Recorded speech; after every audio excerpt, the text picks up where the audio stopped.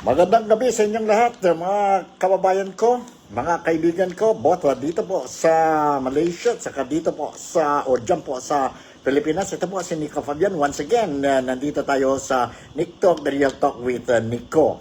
Kumusta kayo? Ngayon, dito sa Malaysia o dito sa Sabah is Malaysia. Gabi na po, slightly over 6 p.m. na po. And sorry, medyo late na tayo umpisa ang Nick Talk, The Real Talk with Nico dahil po medyo busy tayo kanina. As you know, we are celebrating Labor Day today and I would like to wish each and every one of us, no? Dyan po sa gobyerno and sa private sector, Happy Labor Day. Today is May 1st po, no? Too fast ang panahon po. So May 1st na tayo, the first day of May, and we are celebrating itong Labor Day. Once again, I would like to say happy Labor Day to each and every one of you. And of course, I was made to understand dyan po sa Pilipinas, kagaya din po sa Malaysia, busy ang mga tao, busy mga non-governmental organizations, and of course, the government, no? Busy sila to celebrate ang Labor Day natin for this year, 2025. Sa Pilipinas, narinig natin na mayroon kayong dyan mga job fair, no? And I hope itong job fair, the opportunity given to the Filipinos, I hope ang mga Filipinos, especially those walang trabaho, I hope you will be able to get hired, no? Para at least may something to look forward. To look forward at the end of the month, and at the same time will keep you busy and your mind will be moving, so maganda yun po. From the bottom of my heart, I hope and pray that karamihan sa dyan po nag-participate ang job fair sa Pilipinas will be absorbed or will be hired and mayroon na silang mga trabaho.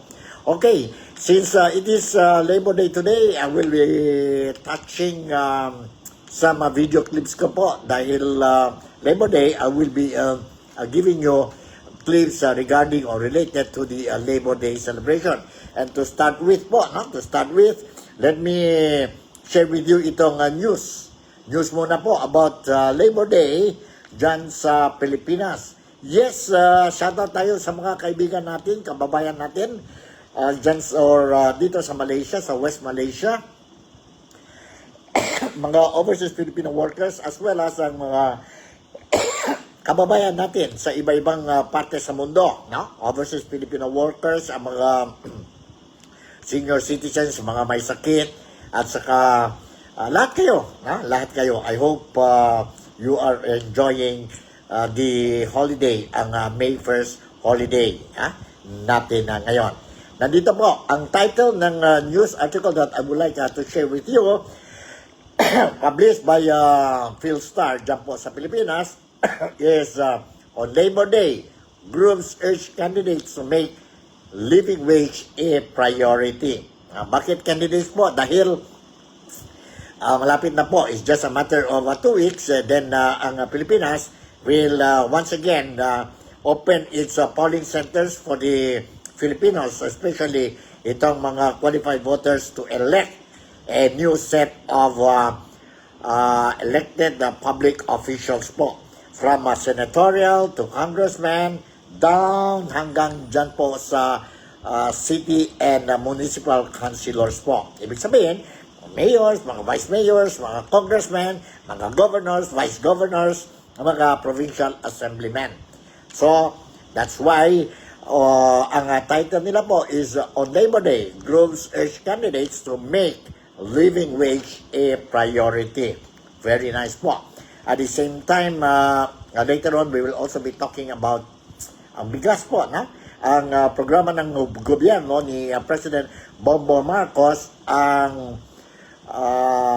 P20 Rice program. Later on yun po, I will give you ang mga latest developments. In the meantime, nandito po ang news regarding Labor Day dyan po sa Pilipinas.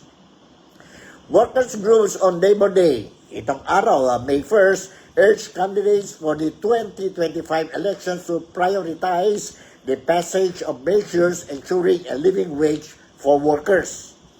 Citing data from an economic think tank, Ibon Foundation, labor group Kilusan Mayo Uno or KMU called for setting the minimum wage at 1,200 pesos, an amount the foundation says reflects the minimum needed for a family of 5 to meet basic needs such as food, clothing, and shelter. Marcos' free trade rights and job fairs are mere publicity stunts. What we need is an efficient public transportation system, sufficient wages for our families, and safe and decent jobs. Bongbong should heed our demands, not turn us into props for his political charade. Elmer Labong, KMU chairman, said in a statement. The labor group also condemned the Marcos administration's economic policies, which they claim prioritize privatization, trade liberalization, and deregulation to attract foreign capital at the expense of Filipino workers. In a separate statement, the Federation of Free Workers also urged voters to choose candidates with a pro-labor agenda. Neglected and left out of government workers' demands for living wages, decent work, full recognition of the right to unionize, and human rights, quality public services, wealth tax, climate justice, and the action, agricultural and industrial development, an end to discrimination and abuse, and an end to political dynasties and corruption have fallen on deaf ears of the government of the elite. Lawyer Sonny Matula, president of the Federation of Free Workers, said in a statement today, "This is why there is a labor vote, an expression of workers' solidarity and labor power that will champion justice and democracy. It is an instrument to gain political power of the people, by the people, and for the people." He added. The protests were held by groups in Baguio City, Pampanga, Laguna, Iloilo, Cebu, and Davao. Labor groups also staged protest actions along Mendiola, a historic site for demonstrations in Manila, to voice their demand and grievances. As of March 2025, the Ibon Foundation stated that a livable wage for a family of 5 should be 1,222 pesos. However, the current daily minimum wage is only 645. If you notice, mga kaibigan, yun ang news natin. If you notice, mga kaibigan, cost of living dyan po sa Pilipinas, especially dyan sa Manila o sa Luzon, no? Mataas po. And karamihan, many of the Filipinos in the provinces would venture, take the risk to go to the big city, dyan po sa Manila, hoping that they will be able to find a job and enjoy a higher salary compared dyan po sa probinsya po, no? And of course, for status purposes po.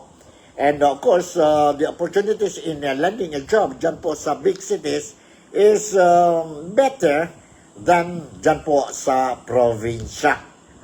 Dyan sa mga probinsya sa Pilipinas.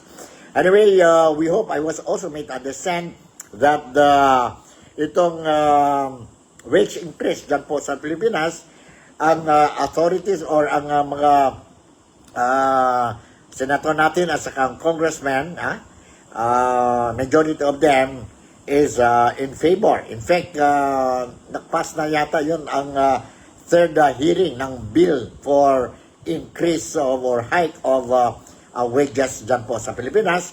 And let's see po. Let's see if this will be announced officially, approving the bill when they return back dyan po after the election dyan po sa Pilipinas, ang mga congressmen natin at saka ang mga senator natin po. So let's hope and pray. And hindi lang hope and pray po, no? Kailangan talaga po ang hike increase of wages dyan sa Pilipinas dahil nakita natin po ang cost of living mahirap na po. And mabuti lang, ay salute. Kung totoo man ito, ay salute ang administrasyon Marcos that they will be distributing already itong program nila, ang P20 rice program. And supposedly today there are some news already na they launch itong P or 20 pesos per kilo rice dyan sa Cebu today. But the actual selling or distribution of this rice will be tomorrow. Start lang po sila sa Cebu, sa Cebu. And then let's wait for the announcement kung itong mga bigas will also be available in Luzon and Mindanao. This is a very controversial issue po. And let's see ang mga developments. Let us not jump into conclusion po. And I for one, I'm happy na totoo ito, 20 pesos. Kasi this is a very big help to the Filipinos, especially po yon mahirap, mga poor Filipinos po, poor Filipinos. Hindi lang sa Cebu, but sa Mindanao at saka dyan po sa Luzon. So, okay, let's start with our program. First video clip natin. Excuse me, nakaubo-ubo pa tayo po, no? But anyway, sige lang. Ang first video clip I'm going to share with you ay itong speech ni Presidente Bongbong Marcos dyan sa Labor Day celebration sa Pilipinas. Sa Pilipinas. Alright. Sana yon. Let me share with you itong speech ni President Bongbong Marcos. Okay? Nandito po. Let's listen to this. Siguro I'll give you a full screen, no? Tingnan natin po. Mga manggagawang Pilipino, the President of the Republic of the Philippines, His Excellency Ferdinand R. Marcos Jr.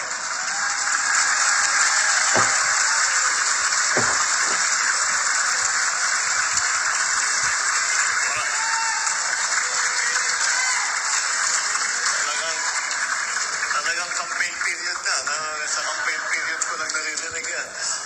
Maraming salamat, Secretary Beldi Laguesman. Ang Dole, please, magsipo po tayo. The other members of the cabinet who are here today, nandito si Secretary Ted Hermosa ng Department of Health.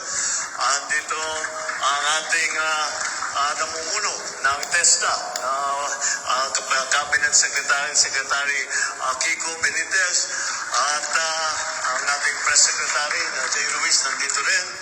At ang mga awardee na inawardan natin ng 123rd Labor Day Celebration, ang lagi po nating nagiging host, ang host po natin dito sa Pasay City, ang ating butihing Mayor Imelda Calixto Rubiano,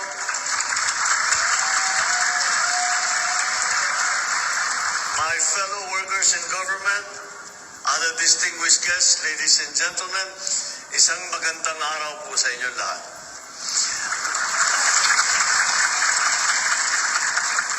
Bawat taon, tuwing Mayo una, lagi tayong ipinagdiriwang at pinaparangalan ang pinakamahalagang yaman ng ating bayan, ang ating manggagawang Pilipino.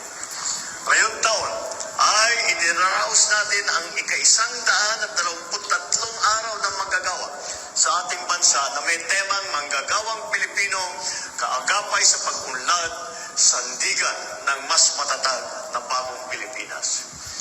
Kayo po ang pundasyon at haligi ng lipunan. Hindi lamang dito sa Pilipinas, kundi sa iba't ibang bansa pati. Wala po kaming may tutumbas sa inyong sakripisyo, kundi ang tapat na paglilingkod at patuloy na pagsisikap na makalikha ng disenteng trabaho at makataong kondisyon sa paggawa upang may angat ang kalidad ng buhay ng bawat manggagawa, mamamayan at pamilyang Pilipino. Upang makalikha ng marangal na trabaho, ating pinadami ang mga namumuhunan sa Pilipinas. Mula 2022 hanggang sa nakaraang taon, 27 bilyon dolyar na halaga na puhunan ang pumasok sa ating bansa. Sa parehong panahon, lagpas 4 na trilyong piso puhunan ang naitala ng ating investment promotion agencies. Ang mga kumpanyang ito ay inaasahang gagawa ng higit 352,000 trabaho para sa ating mga kababayan. Dulot ng masiglang ekonomiya, noong nakaraang taon, naabot natin ang pinakamababang unemployment rate sa loob ng 20 taon. 4.3%, pinakamababa sa 20 taon. Patuloy ang pagbuti ng kalagayan ng ating labor market. Itong Pebrero bumaba pa sa 3.8% ang unemployment rate natin. Ngunit, hindi lang po tayo gumagawa ng mga pagkakataon at oportunidad para sa mas maraming trabaho. Inilalapit din po natin sa ating mga kababayan ang trabaho sa pamamagitan nitong kagaya ng ginagawa natin ngayon ng mga job fair. Bilang selebrasyon ng Araw ng Manggagawa, mula ika-23 ng Abril ay hanggang ika-2 ng Mayo, magsasagawa tayo ng job fair sa 69 na lugar sa buong bansa.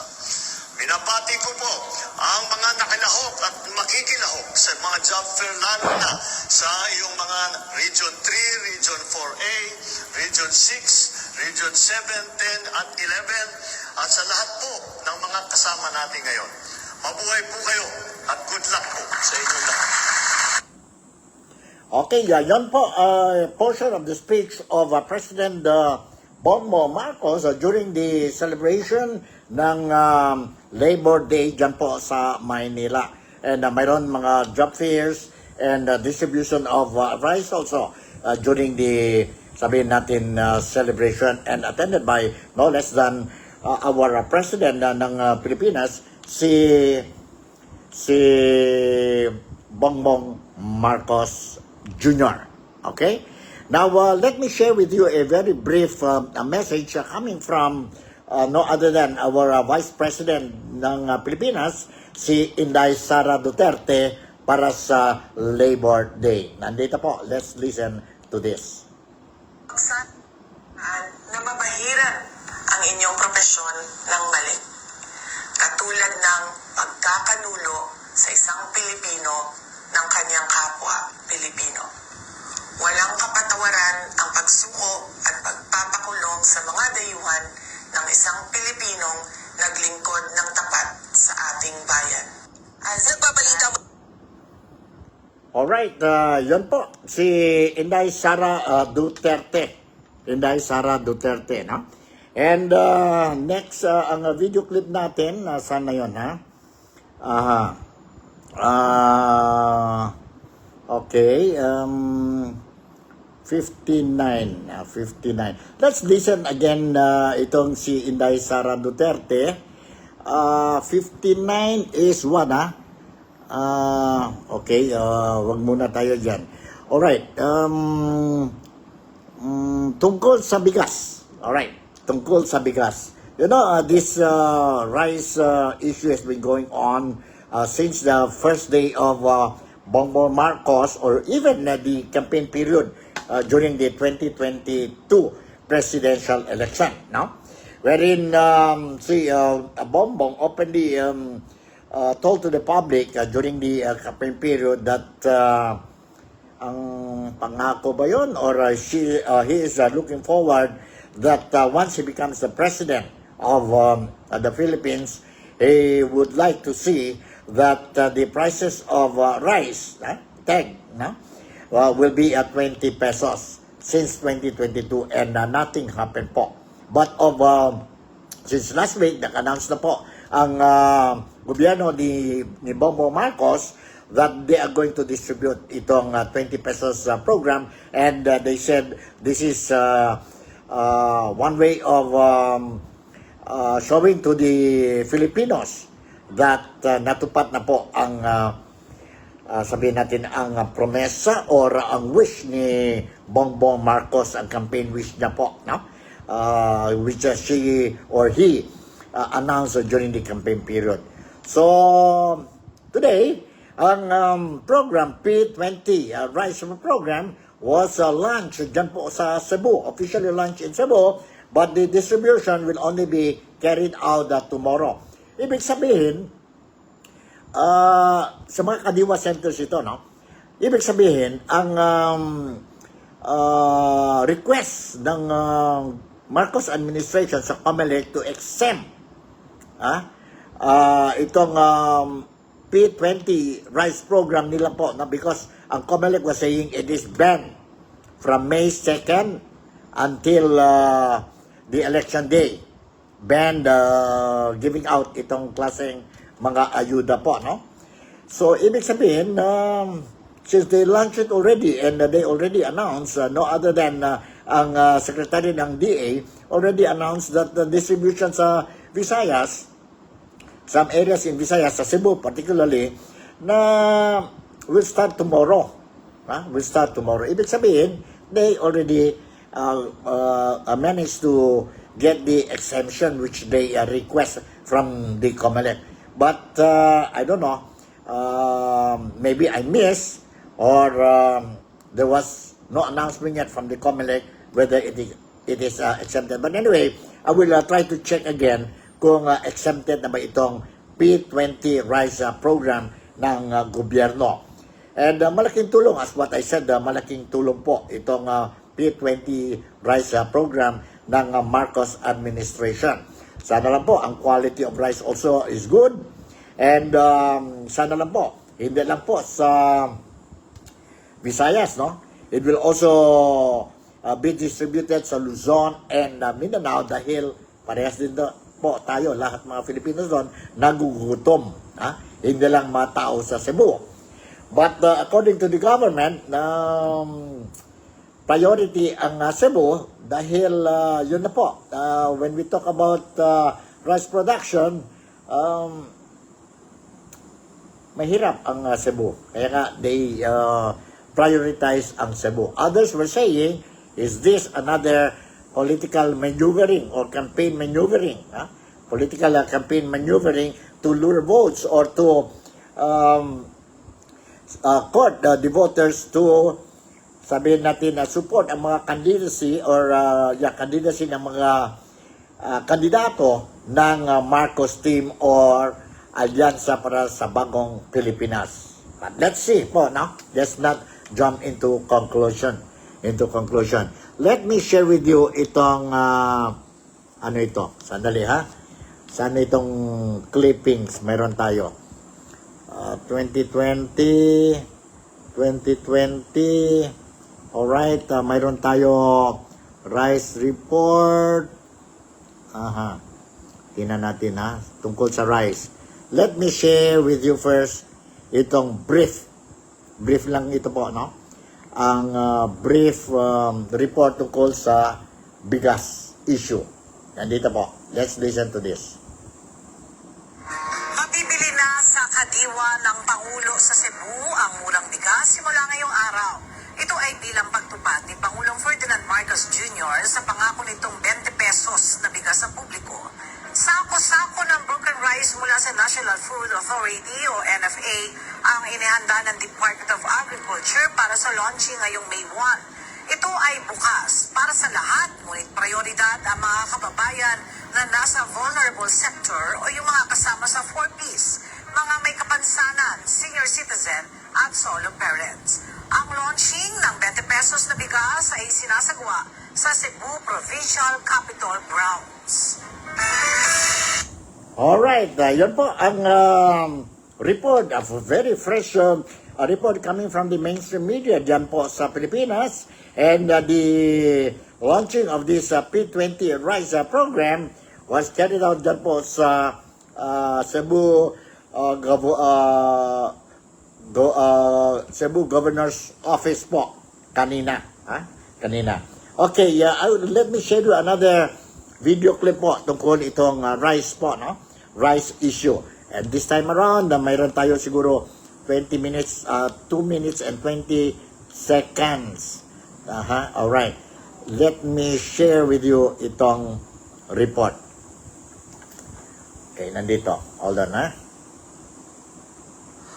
Sir, kukunin ko muna, Cheryl. Ito yung sample ng bigas na nakuha natin. Ito yung plastic na, kung makikita nyo, ito yung plastic na ginagawa ay kung saan lalagay yung bigas. Sa sample tayo na pakita sa inyo. Hindi naman ganun yung may portion na durog-durog yung bigas. Meron namang portion na kaya daw na mabili. Kaya naman daw makain kasi ito makikita natin na parang maputi naman. Yung nakausap natin Cheryl kanina, yung isang mamimili, sabi niya, yung nasa Guadalupe, sabi niya na pwede naman daw mahugasan ito ng isang beses at puputi na ito. Ang sabi niya, hindi naman daw mabaho at pwede naman daw lutuin ang ganitong klaseng bigas. Cheryl? Oo. Pero walang available na pwedeng matikman. Kasi syempre launch, baka may patikim. Wala pa tayo nakikita actually na bumili kasi mamaya pang mga ilang minuto ngayon pwede nang bumili ng bigas. Yung pasample lang, ang ginawa ng NFA, yung DA, kasi pinakita nila sa mga taong dumating kasi sampulan yung napili na unang magka-benefit beneficiaries sa launching.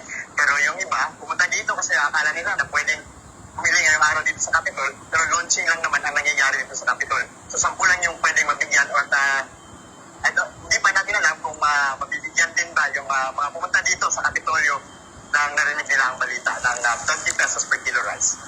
Okay, klaruhin natin yung deal. Kahapon ang sabi, pwede nang masimulan makabili yung mga nabanggit mo nga, PWDs, no, kababayan natin. So, sabi mo, dinagdag mo yung solo parents, bahagi ng 4Ps and senior citizens.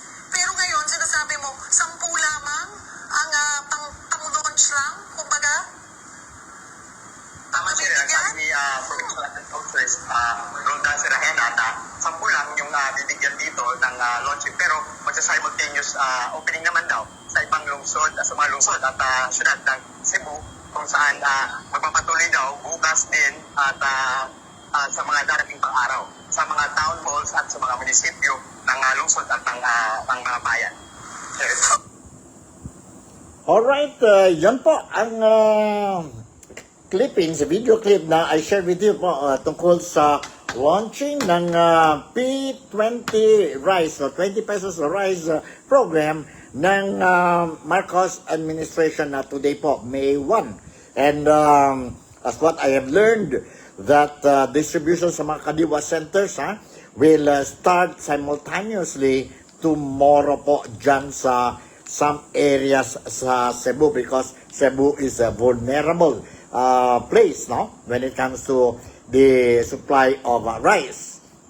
So, karamihan we're saying, mayroon din tayo nakita sa mga comments sa mga vloggers, no, na bakit daw ang plastic ginamit para magbenta ang mga rice sa consumers, sa mga consumers, may tatak pa, may retrato pa si Bongbong Marcos, no? So, parang nakita nila may political color kasi kampanya na po. But for me, okay lang yun. Basta ang importante dyan na mura ang sabihin natin ang presyo ng bigas at saka ang quality. Ang quality is more important. Based on what we saw we heard and saw sa video clip, mayroon daw some hard rice, but if you wash it, okay na din daw. It will be white also, the color will change, and it is, sabihin natin, fit for human consumption. Let's see po, no? Tomorrow, kung I hope, wala na po mga complain na galing sa mga consumers po. Once ang mga tao po, we start buying ang rice sa Kadiwa centers dyan sa Pilipinas starting tomorrow. Dyan po sa Cebu. Dyan po sa Cebu. And let's see. Let's see what will happen tomorrow. But I for one, I would say, this kind of news, murang bigas, although it will only stand in Cebu, for me, I welcome it. I really welcome it. Kasi malaking bagay na yan po sa mga mahirap Filipino. To the poor Filipinos, malaking bagay na yan po. Rather than you'll be buying ang isang kilo ng bigas dyan sa Pilipinas, sabihin natin, 45, 50 plus, 60 something, no? Malaking bagay na yan po.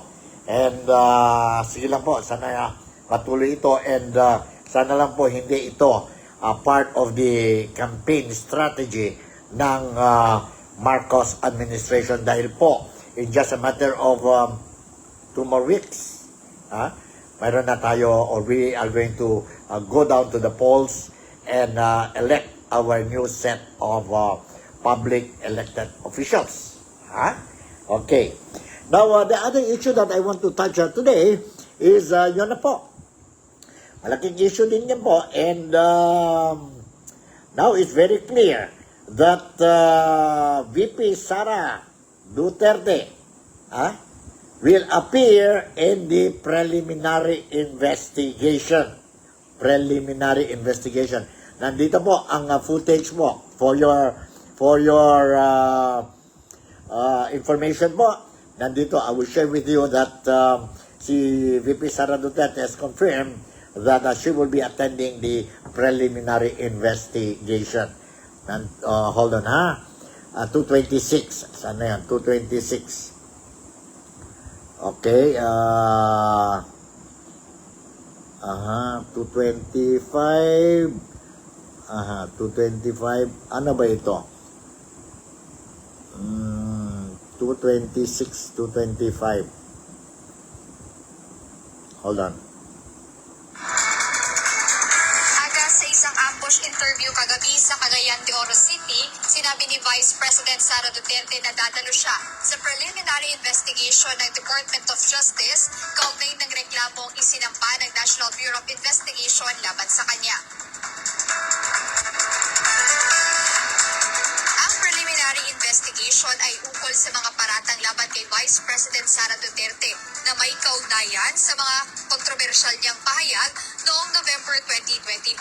Ito ay sa umunoy bantang binitawan ng Vice Presidente laban kina Pangulong Ferdinand Marcos Jr., First Lady Liza Marcos at House Speaker Martin Romualdez kung siya ay mapatay. Kaya't matapos kumpirmahin ng pangalawang Pangulo na nakatanggap siya ng summon mula sa Office of the Prosecutor, inihayag rin niya na siya ay dadalo sa investigasyon naman ng Department of Justice kaugnay ng reklamo laban sa kanya. Yes, nagkausap na kami ng aking abogado with regard sa counter affidavit na natapos na namin. At mag-appear ako dahil kailangan ko Noong November 29, 2024, una siyang inimbitahan sa investigasyon ng National Bureau of Investigation pero hindi dumating si Vice President Duterte. Ayon sa kanyang abogado, humingi siya ng reschedule dahil kailangan niyang tumalo sa isang House Committee hearing, kaya ipinagpaliban ng House ang hearing nila para bigyan siya ng chance makadalo sa NBI probe. Ngunit kahit na-reschedule na ito noong December 11, 2024, hindi pa rin dumalo ang bise o hindi pa rin dumating ang bise at isinampa na lang ng NBI ang reklamo base sa mga ebidensyang mayroon sila. Nakatakda naman ang preliminary investigation ng Department of Justice sa Maynila sa darating na May 9 alas 2 ng hapon. Hanggang ngayon, nag-iikot si Vice President Sara Duterte. ang mga senador na bahagi ng territorial state ng kanyang ama ng si dating Pangulong Rodrigo Duterte at natin ang mga susunod na pang-aktibidad sa mga susunod na araw. Ayan muna update, balik sa'yo, Aga. Alright, the schedule is May 9 ang preliminary investigation po of Inday Sara Duterte, of which she already confirmed officially that she will be attending. Yes, she will be attending. So, abangan natin po. I will make sure that I will monitor itong mga developments dyan po, especially sa May 9 po. What will happen sa May 9, no? What will happen sa May 9? And, sandali. Sandali. Ano ba ito? Alright. The next issue that I'm going to touch and share with you, itong video clip is tungkol po itong recommendation of Senator Amy Marcos, ang mga top officials po involved sa Senate Committee hearing for Foreign Affairs spearheaded by Chairman Senator Amy Marcos, where she recommended na ang PNP chief la, CIDG, Police General Nicolas, Major General Nicolas Torre, DOJ, ang local government, no? Saka ang special envoy si Marcos Lacanilaw, something like that, no? Na to investigate po ang ombudsman. So nandito ang short or a brief reply na I managed to record coming from Inday Sara Duterte. Nandito po. Let's listen to this. May makita na mafailan na kaso yung mga tao na may kasalanan sa kung anong nangyari sa pagtupot kay Pangulong Rodrigo Duterte. Opo, unang-una nagpapasalamat ako kay Senator Ivy dahil binuksan niya ang pag-uusap ko ano ang ginawa nila, anong mali na ginawa nila kay Pangulong Duterte. Ang pakingit na ngayon sasabihin ng administrasyon na hindi yun nila ginawa at hindi yun political ang pagkuha nila kay Pangulong Duterte. Dapat nakikita natin na may mga kaso ang mga tao. Ginawa namin yung dapat gawin. At it's for the best, to our best judgment. What's good for the country is what we do. Sir, willing humarap sa ombudsman sa investigation? Of course, dapat lang. Alright, yun po. And sabi ni Secretary Remulla, dapat lang humarap sila sa investigation ng ombudsman. And let's see the truth, no? Ano talaga ang findings ng ombudsman. Alright, ang next issue, if you remember, na the other day, si Inday Sara Duterte, o Vice President ng Pilipinas, si Inday Sara Duterte, she will mention about the possibility of mga top government officials and even the police, mga generals po, na they might be issued with a warrant of arrest coming from the International Criminal Court. And she also mentioned that at saka si Amy Marcos or si Senator Amy Marcos, noon ang pangalan ni Inday Sara Duterte nasa baba. Pero ngayon, nasa itaas na po. So is there any possibility that anytime soon, Inday Sara Duterte will be issued warrant of arrest by ICC, and the same thing will happen like what happened to her father, si Tatay Digong. Interpol will request the Marcos administration for assistance to implement or serve ang warrant of arrest. But this time around, hindi parehas ang kaso po. Hindi parehas ang kaso. Because Tatay Digong was an ordinary citizen po. Although, he was former president of the Philippines. Pero tapos na ang term niya and immunity wise, hindi na siya entitled. But this time, kung sakali they will issue a warrant arrest kay Inday Sara Duterte. Remember, si Inday Sara Duterte may immunity pa po because she is still the elected incumbent Vice President of the Philippines. Ano kaya mangyari po? Matuloy ba itong kung sakali mag-issue ng warrant of arrest kay Inday Sara Duterte or hindi? Or they have to wait until Inday Sara Duterte will step down or tapos na ang termino niya as Vice President, then only they can issue ang ICC ang warrant of arrest. But we have to consider, be careful talaga po, ang Rome Statute, at saka ang local laws natin po dyan sa Pilipinas. It is complicated po if that will happen na mayroon warrant of arrest si Inday Sara Duterte. But more on this, siguro I will share with you isang lawyer dyan sa Pilipinas, and he is also a blogger. Matalinong lawyer ito, si Attorney Rene Bueno. And he explained during his channel kung paano ito ang in the event there will be a warrant of arrest kay Inday Sara Duterte. Let's listen to his explanation. Si Attorney Rene Bueno po. Si Attorney Rene Bueno. And let's listen to him. Nandito po. Katanungan ngayon dito ay pwede bang arestuhin ng International Criminal Court ang isang sitting Vice President ng isang bansa?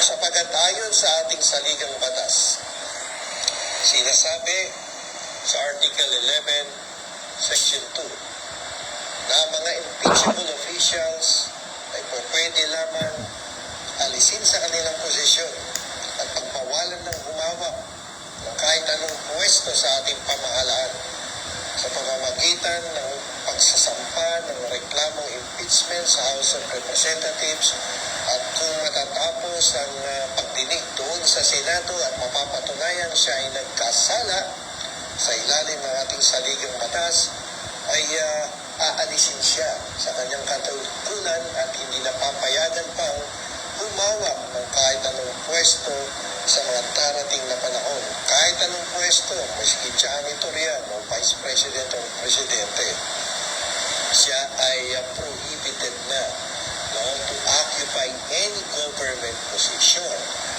So, kaya nga lamang sinasabi ng Article 27 ng Rome Statute na ang immunity ng mga opisyalis ng pamahalaan kung anumang bansa yan ay tinatanggal sa ilalim ng Artikulo 27 ng Rome Statute.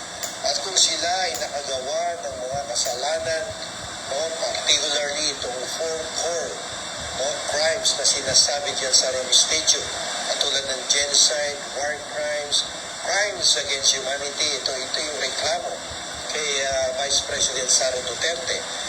Kung yan ang reklamo sa kanya, ay walang immunity ang Vice Presidente o kung sino mang opisyalis ng ating pamahalaan. At siya ay pwedeng arestuhin dito sa ating bansa. Ngunit magkakaroon dito ng pagtutunggali ang domestic law ng ating bansa at yung Rome Statute na yan. Sapagkat dito nga sa ating bansa, sa ilalim ng ating saligang batas, na ang Vice Presidente ay pwede lamang na matanggal sa kanyang posisyon sa pamamagitan ng isang impeachment complaint, and if convicted ay tanggal, but not through the filing of a criminal complaint in court, hindi sa pamamagitan ng isang reklamong kriminal ang karakter, sapagkat mahigpit na sinasabi ng saligang batas na ang Vice Presidente ay pwede lamang maalis sa kanyang katungkulan sa pamamagitan ng isang impeachment complaint, and if convicted, tanggal, but not through the filing of a criminal complaint at kung patunayan, tatanggalin mo. Hindi po pwede kung criminal complaint. Impeachment lamang. Kaya nga lamang itong sinasabing provision na to sa ating saligang batas ay pwedeng makipagtunggali, no, sa ilalim ng Article 27 ng Rome Statute. Kaya kapag inisyo ang warrant of arrest, pwedeng dalhin ang ating Vice Presidente doon sa The Hague, Netherlands, upang doon ay umatid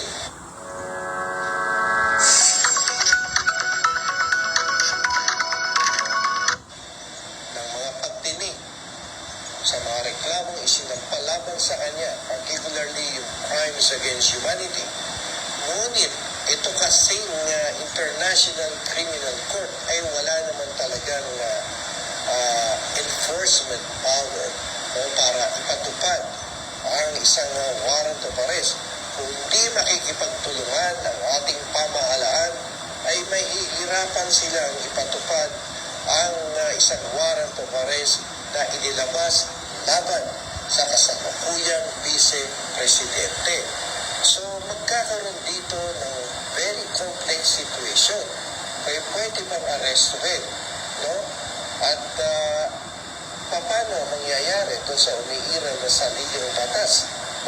Kasi kapag inaresto mo ang Vice Presidente at dinala mo sa The Hague, Netherlands, it is as if na parang tinanggalan mo na siya ng katungkulan bilang Vice Presidente sapagkat siya ay makukulong na doon sa International Criminal Court facilities doon sa The Hague, Netherlands. At ito ay lalabas, no, sa aking opinion, ay lalabas na pagdideprive, no, sa kanyang karapatan na manungkulan bilang Vice Presidente hanggang 2028. Alright, yan po ang opinion, statement ni Attorney Rene Bueno po. Isang vlogger din niya po. And ang vlog niya po, marami din mga followers, no? Marami mga followers. And yan po, he is explaining kung anong sitwasyon kung sakali maglabas yun warrant of arrest coming from the ICC para kay Inday Sara Duterte. Complicated yan po. Ang law ng Rome Statute and ang local constitution laws natin dyan po sa Pilipinas. Ano kaya po? Kung hindi man, then they have to wait for Inday Sara to step down or matapos na ang termino as a Vice President, then only pwede yon ma-issue ang warrant of arrest kay Inday Sara Duterte. Kung sakali mayroon man. Kung sakali mayroon man. About ang mga senador. Kasi among the other names mentioned and being circulated, o chismis ba ito, marites lang ba ito? Diyan po si Senator Bato de la Rosa, si Senator Bongo din po, no? Senator, incumbent senator, pwede ba yon? Pwede ba yon? Si Tatay Digong, siguro because ordinary citizen na siya, hindi na siya immune, siguro, but the thing is that, ano pa rin, ang daming mga question pa rin on how the Marcos administration assisted in serving the warrant of arrest requested by ICC, and they asked the help from the Interpol, and Interpol asked the help from the Philippine government.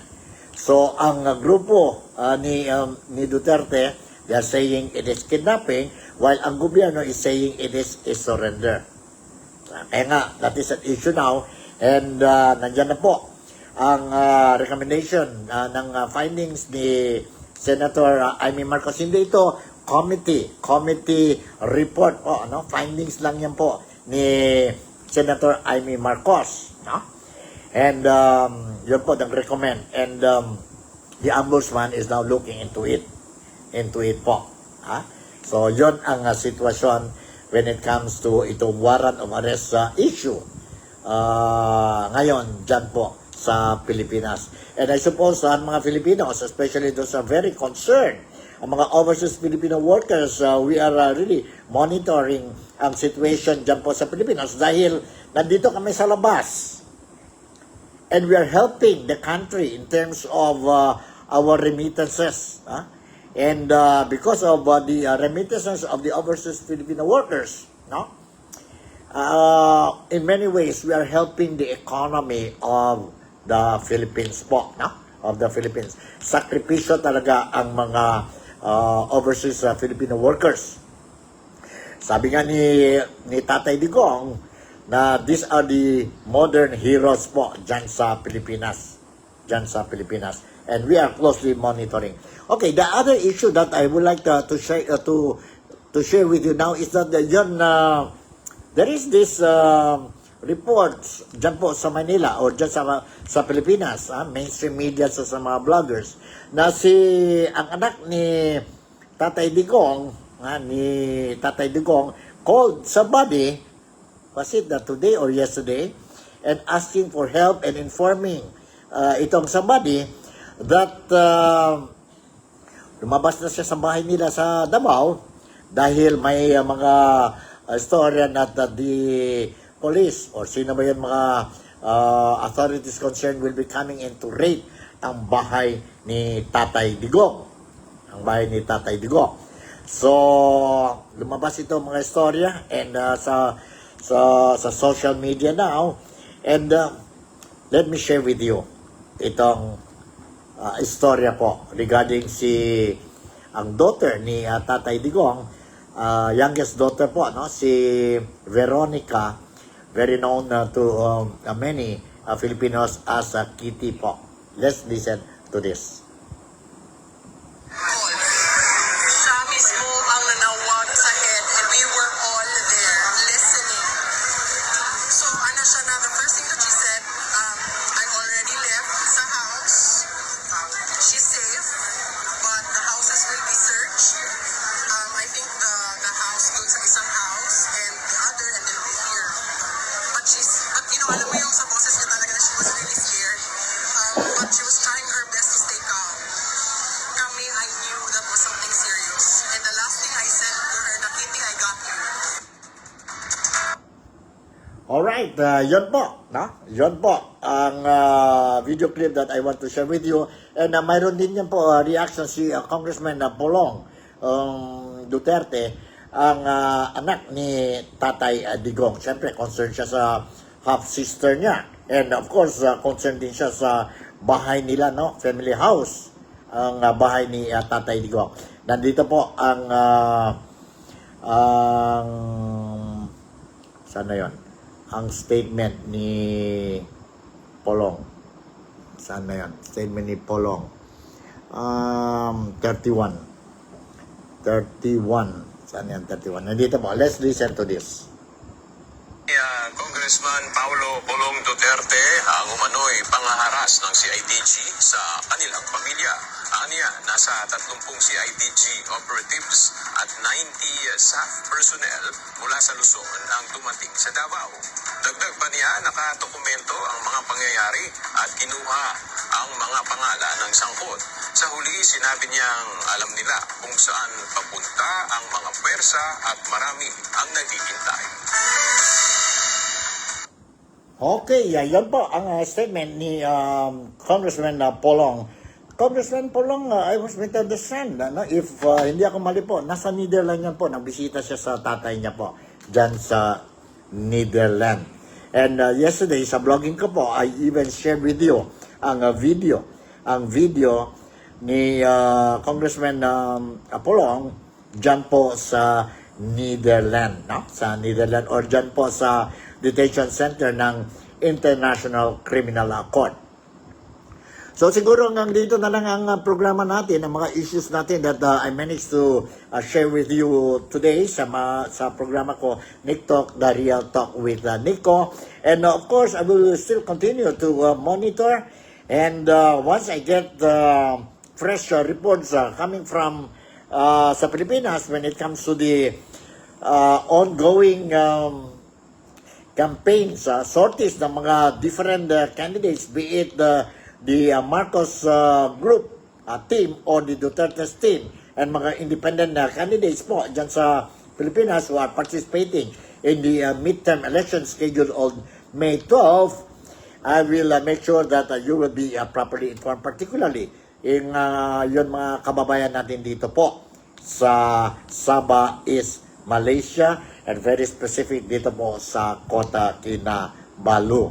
Once again, I would like to say happy Labor Day to all of us, and sana lang po, when you cast your votes, ito mga Filipinos, qualified voters, be it sa labas ng Pilipinas, at saka yun po, nasa Pilipinas po. Sa labasan ng Pilipinas, mga overseas Filipino workers, once you are going for exercising your rights to vote po, online po, make sure you vote according to your conscience po, according to your conscience. And mga Filipinos dyan po sa Pilipinas, lend your ears to them, itong mga kandidato, and look at them and see kung deserving ba yung mga kandidato ang boto natin para for the good of you, for the good of us, for the good of everybody, and for the good of the nation po. Ang maling kandidato we put there for 3 years yun sila po ang term nila, it means suffering sa mga Filipinos. Ingat lang tayo po, ingat lang tayo. And before I will forget, dyan sa Zamboanga, mayroon tayong District 1, District 2. In other words, mayroon tayong dalawang kongresista dyan sa Zamboanga. But if you want to have another one, para mas maraming pondo ang Zamboanga, mayroon tayo isang party list dyan po. They call it GSIS, pensionado, party list. And siguro po, let's give him a chance. Si Rolly o si Rolly Ledesma Makasait, tunay na tunay sa Mongenyo, and he loves Zamboanga City in terms of educational attainment, in terms of work experience po. Magandang material si Rolly Ledesma Makasait kung we put him in the Congress po. I believe that we will benefit po. We will benefit. This is the first party list by Ron ang Zamboanga, and just give him a support. Give him a support. Si Rolly Ledesma Makasait. So with this, I would like to say thank you very much for watching me. Thank you very much for giving me or for making me a part of your day today. Happy Labor Day to each and every one of us. With this, I would say Malaysia, Sabah, the Philippines. God bless us all, and see you tomorrow. Bye.